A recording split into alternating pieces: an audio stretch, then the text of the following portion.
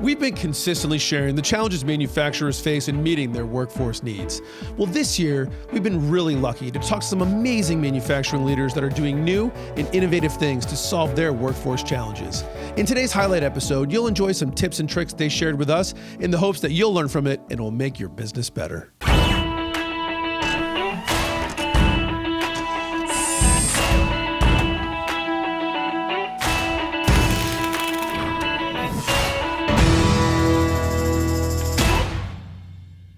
Just a quick reminder for you to like, subscribe, and rate this podcast so we can get your feedback and know how to make it better. I am really happy to have Carlton Burke on the podcast today. Listen, everybody across the country is talking about the challenge of recruiting in manufacturing. And with all this uptick in business, have you guys changed your approach to manufacturing?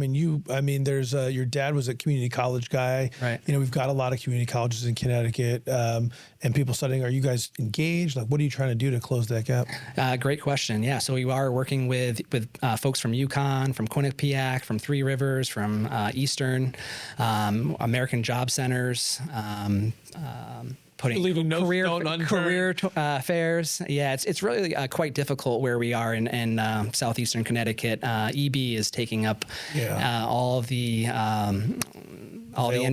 engineers and all the available workers.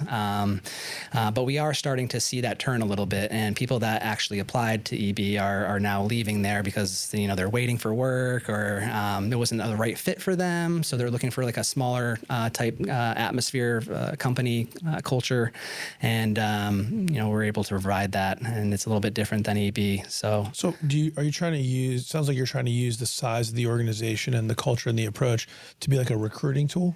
The culture. We're big on having fun. That's our rule number 5 is to have fun. We do a lot to give back to the employees.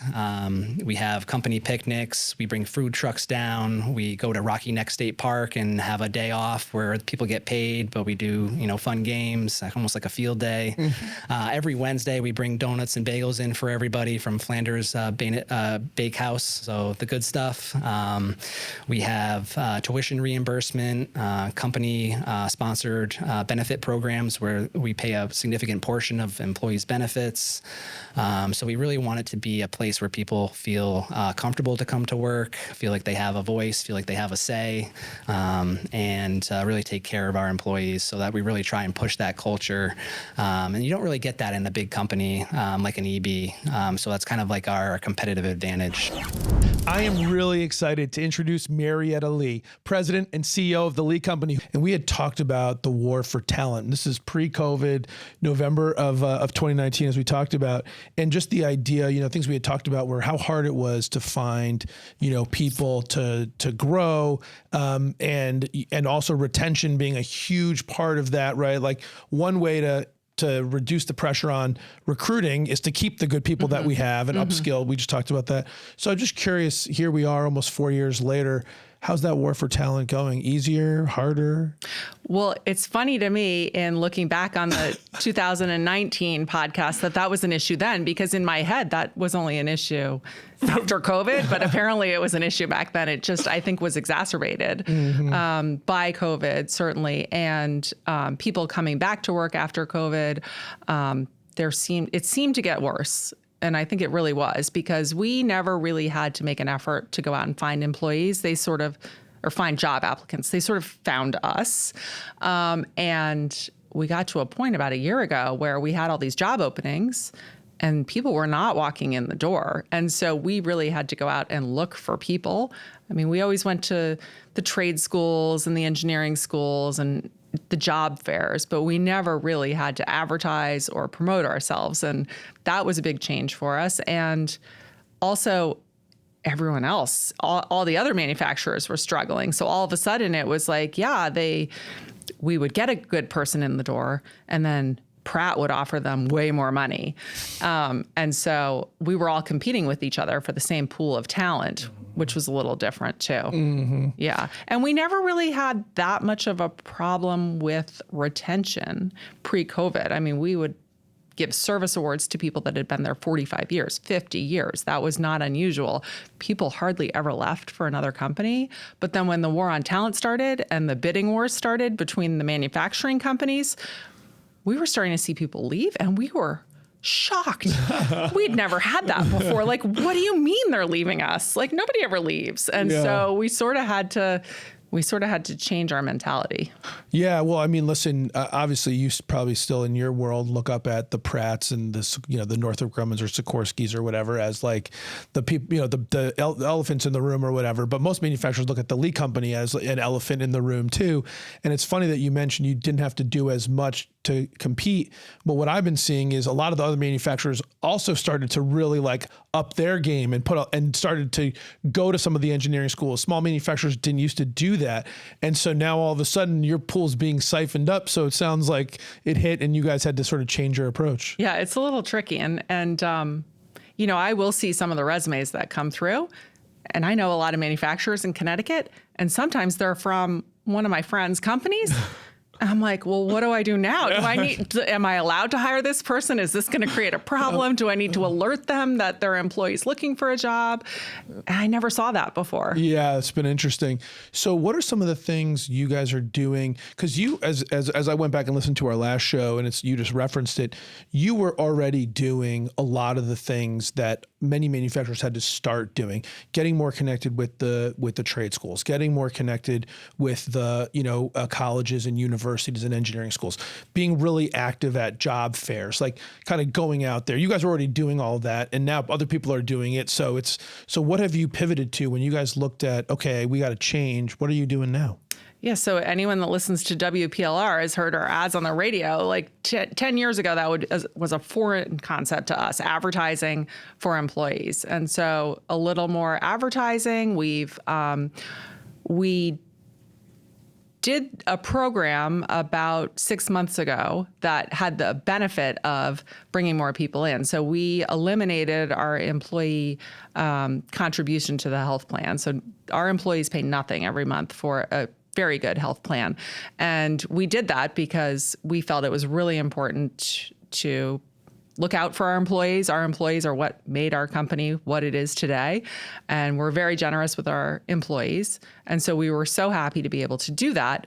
And luckily it got some press and all of a sudden people that had never heard of us before that were right in our backyard came in looking for a job. So that was super effective in helping us get some employees as well. Unexpected consequence, but very fortunate given the timing. I bet, because that's also, I mean, it's a really impressive kind of move. I mean, when you talk to people in the marketplace, health insurance costs just seem to go up every single year. So not only is it an issue across the board, but it's something that sort of eats employees sort of earning growth, right? Because some of it seems to go away to that. And to just step up and say, hey, we're just going to take care of that. So that's just off the plate for you. The current employees must have really appreciated that. And it sounds like it made a real splash in the market. Yeah, it is. And, for us, it's also a process of educating younger employees that want to go to Pratt and want to take a higher hourly wage. And I don't know what Pratt's health insurance is, or let's just say any company that has, a high contribution for the healthcare. So educating the younger employees, like, hey, you can't just look at the hourly, you got to do the math and see what the whole package is.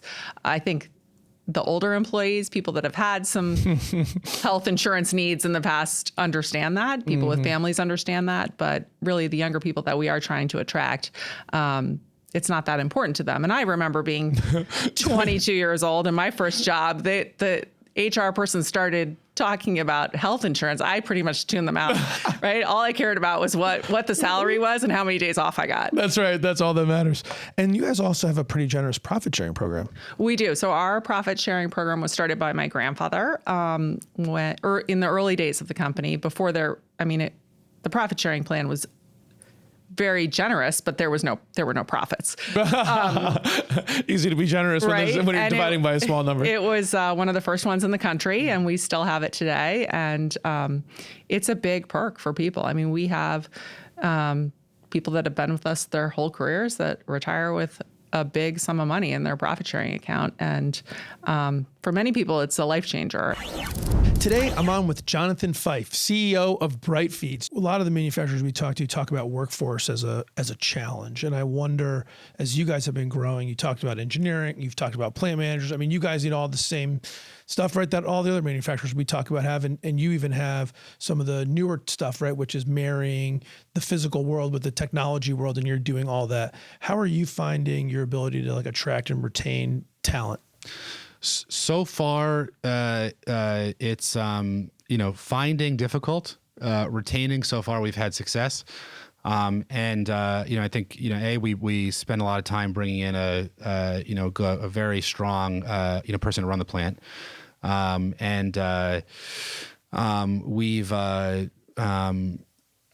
we tried to create an environment that. It's like our plant. We can have all the the marketing tools and our brochures and things that we do to get customers in the door and the promise. But at the end of it, the most important thing is what's going on at the facility every day, and we have to recruit and retain the top people to run the plant, or else nothing else matters. And Tim, who's started several businesses before that, was very adamant on who we hire, what we pay, how we structure those things to make sure that we're keeping and retaining the people at the plant who are actually making it all happen.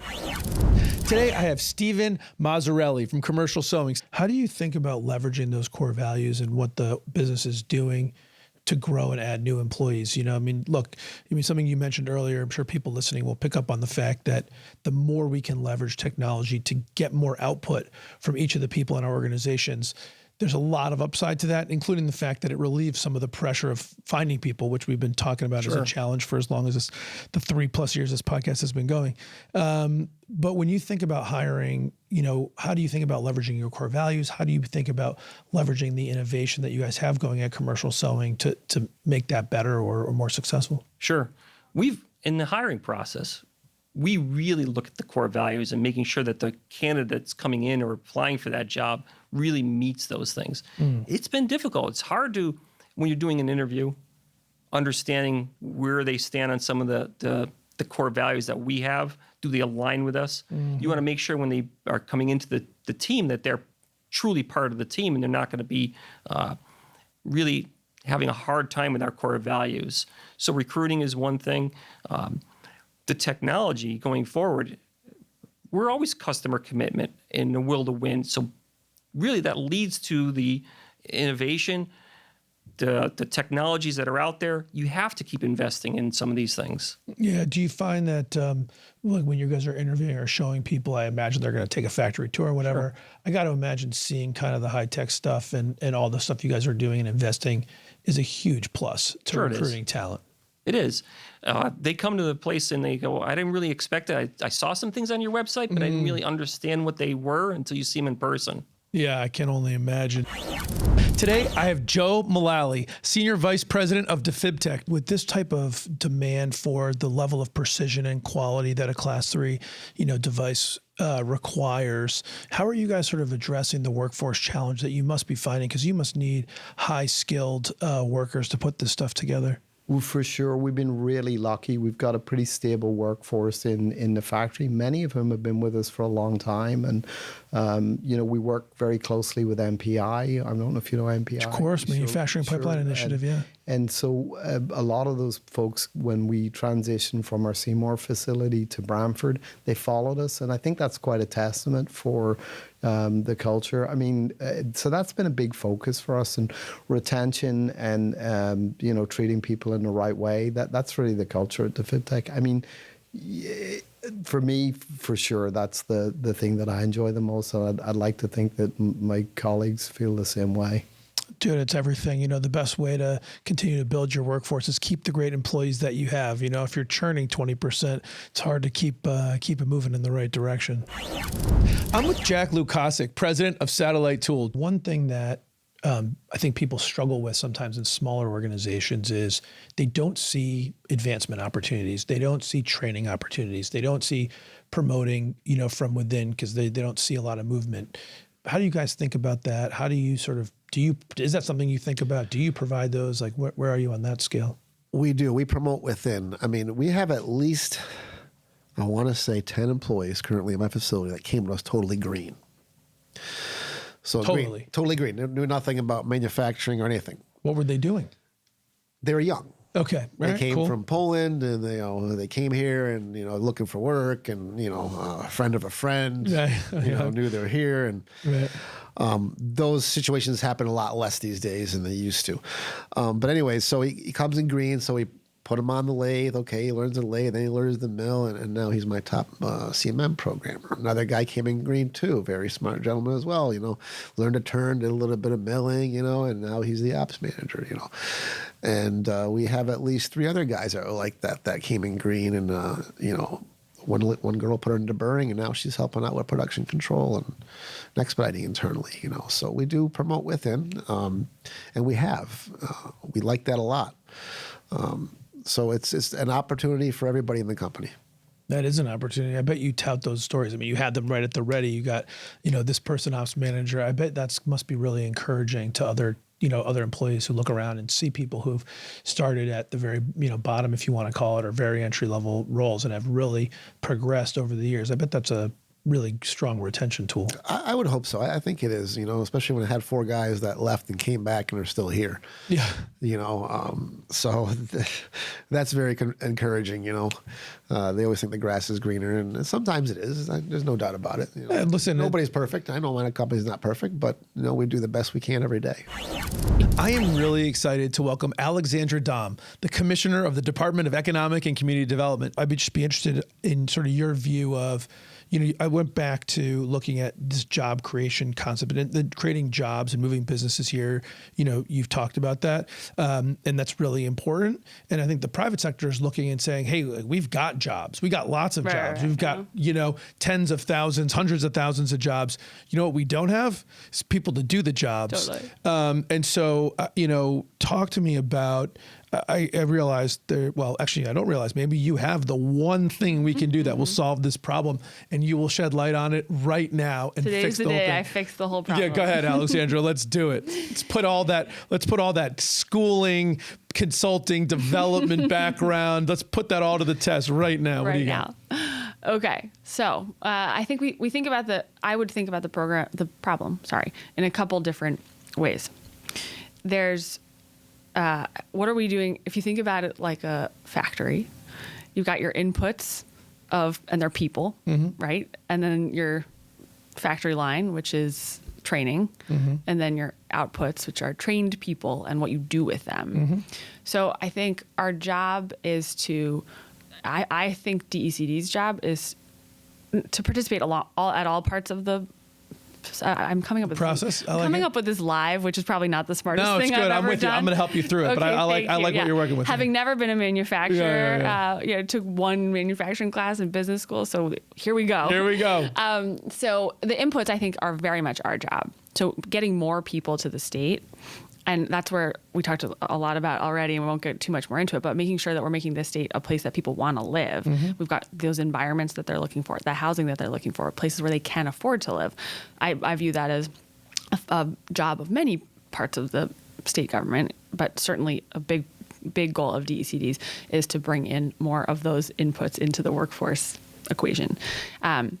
And then in terms of how they get trained, we have the Office of Workforce Strategy. I think Kelly's been here, I imagine, on the show, and they have 2 ways of training. They have 2 big strategies. One is setting up new programs, which they are doing with a whole bunch of federal funding, $130 million, I think, into Career Connect alone, which then is divided into 12. I should have these 15 or so sub programs that are really targeted at specific industries with really great partners that are proven and have a good track record. So that's how they're setting up new programs. There's also just a lot of existing resources for training in the state with amongst all of our community colleges, technical, high schools, technical. So they want to set up new programs, but they also need to be matching inputs into those existing resources, because we do have programs. You'd think with all the demand for manufacturing jobs, you'd think that all of our technical program, all of our technical training would be at 100% capacity, and it's not.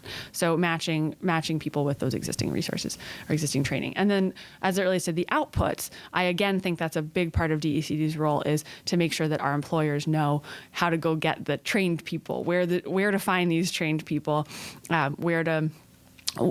what's the right match for them in terms of the skill sets they're looking for, in either in the new programs that OWS is setting up or in the existing programs that have been there for historically. And then the last place that I think we play in is if we are working with a business and they look at our whole system and everything that's there to offer, and they say, no, you're not training the right people. Even if you got the inputs and even if they went through the right thing, the outputs, there's nothing in this pool of trained people that actually fits what I need. Then I think our job is, again, and this is Kelly's job too, but we're taking a heavy hand in introducing those employers to Kelly, to whichever schools are most appropriate, and tailoring the curriculum to make sure that we are training people that can ultimately go on to get jobs. Because with so many open jobs and so few inputs, that being, I think, really the big pain point for us, is so few people going into the system. The worst thing of all is to train someone who's come to the table, agreed to be trained, and then they're actually not being trained for a job that's out there. Today, I'm with Bob Luther, co-CEO and founder of Lex Products. How are you feeling about, staffing? I know there's been a constant conversation in all industries, manufacturing in particular, about, employee staffing, finding the right people to fill the positions. How are you guys faring in that area? Wow, that is a really great question. And our philosophy is that you've got to take care of the people and you've got to make them happy. and it was almost gut-wrenching and counterintuitive that you have to pay people more money, even though times are not great. Right. Otherwise, you're not going to get anything out the door. And we made the decision that no, we're gonna ratchet up. It was necessary. There are a lot of industries where people just demanded it. And I think we saw that, and we did ratchet up, and it was painful to do so. Not that we didn't have our challenges. We really did. Like the beginning of 2022 with that Omicron variant, that was a very, very difficult time. But once that subsided, we really ratcheted up and have been able to attract and keep people based on that. And then the culture, is just such a really huge part of that. You have to have a culture that people are attracted to. What is the culture at Lex Products? Like when you think about talking to people about why they would work there, what is the culture style that you kind of leverage to attract? Like what is it like to work there?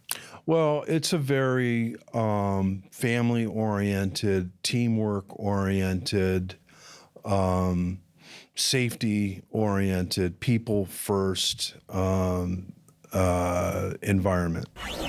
Today, I'm with Charles Corristine, President and CEO of Lesser Evil. I got to ask you a question. When you're looking at that 40 to 50% growth, you've got to be facing a lot of the same challenges that I hear on this podcast all the time, which is people. Where do I find people to fill these jobs? It hasn't been a problem for us. I think we got. By the way, it's a good thing no one else, other manufacturers aren't here, because they'd be throwing things at you right now. I think I say the word luck a lot.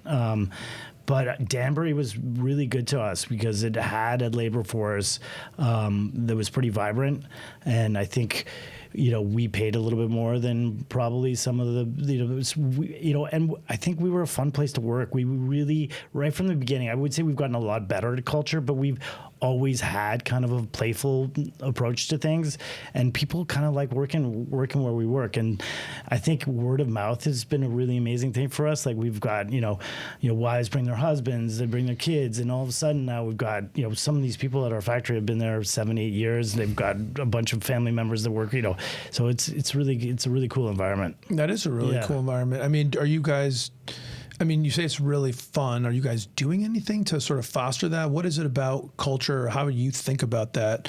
And what do you do to proactively sort of cultivate it? because we've got our own warehousing, our own office, and our own factory, and we move people around a lot, and we don't, like, typically people can feel lost in a factory because management views them as a factory worker. And I think what we've done a really nice job at is we try to promote within, and we bring a lot of people in, that speak. We were going to talk about Spanish, that we have people in our front office now that are sitting with people that can speak both English and Spanish, and they're being trained in accounting. And these were people that were working on the line that had no accounting background. And the minute people see that that's possible, it brings a whole different kind of psychology to the workplace. So, people are like, there's people now that are taking CDL license and driving trucks that never did that before. And they're working in the warehouse. They're working on, if people believe they can do anything, it changes everything. Yeah. And so they're looking around, seeing other people advancing their careers, doing things that they didn't know they can do, which shows company believes in them. The company gives them opportunity. And if you see other people around you doing that, that makes you feel like good about coming to work. I mean, okay, so that all makes sense, but how do you foster that? I mean, is it happening organically? Like, do you guys have programs to sort of push that along? I wouldn't say we have programs.